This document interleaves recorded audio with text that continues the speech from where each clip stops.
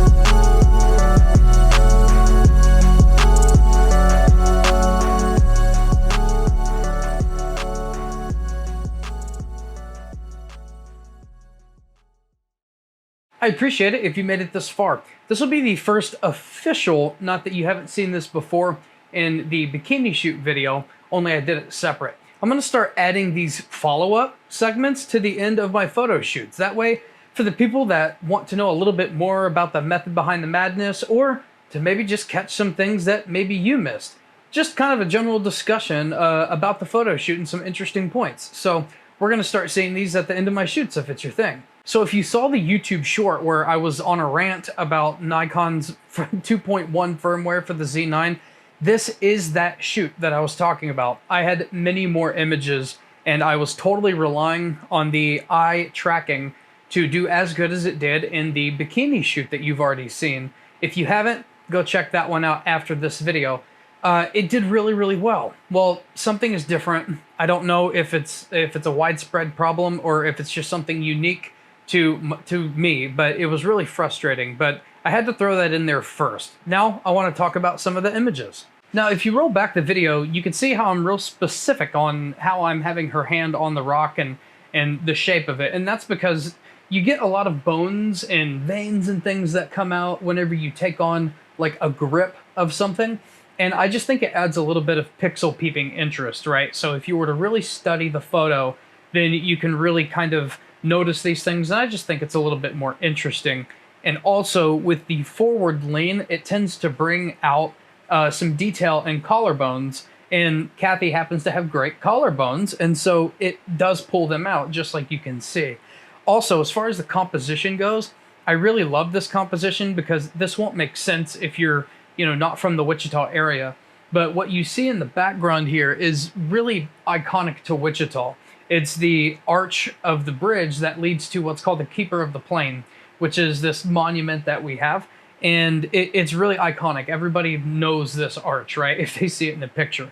And so since that's where we live, I just happen to like it in the background. And I wanted to make sure with the 14 to 24 is what I used for that. I wanted to make sure I could get that bridge arch in the headroom of the image.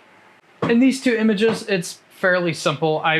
You didn't see it in the video, but I actually took quite a bit of time trying to get the wind right. That way I could get some motion in the hair, and we didn't get it on this first one. We got more hair movement in this one, and so I like this image a lot better. Now, this is just a lesson in kind of watching your model and understanding your model. This is the best lighting that we could possibly get, but you could tell that the model is kind of struggling with the sun. I picked up on that, and so I took this image, and then I was like, okay, this sun is going to be a problem. And so in the video, you saw me walk around, and we went to where the sun wasn't just blasting her as she was trying to look into the camera, which of course is these three images.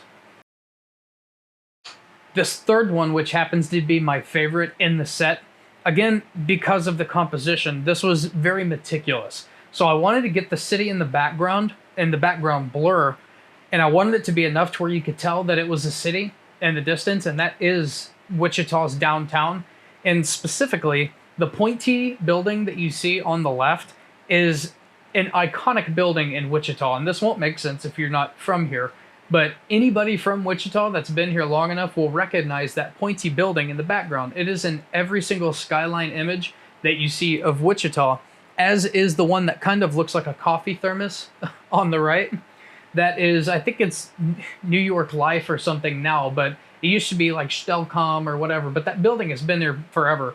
And so everybody recognizes those buildings, and that's why I like this composition. Not only does it get the city in the background, which I wanted, but it specifically has some iconic buildings that people from Wichita recognize. Again, in this image, it's just that slight lean forward, slightly down angle, just to give a little power to the model. This is an example. I explain this to like most new models. I explain that sometimes awkward feeling poses look the best. You could easily take this and look at the last image that we looked at, which is kind of a basic pose, just a forward lean with legs off to the side. But if you get a little unique with the poses, then you get a more interesting look. And I love these kind of poses, right? They don't necessarily feel like they would look good to the model, but on camera, they do look fantastic. These next two final images, they're an interesting look because the first one, which you're seeing now, it's kind of more upright, and it's not particularly interesting. Not that it's not a good photo, it is. But the next one,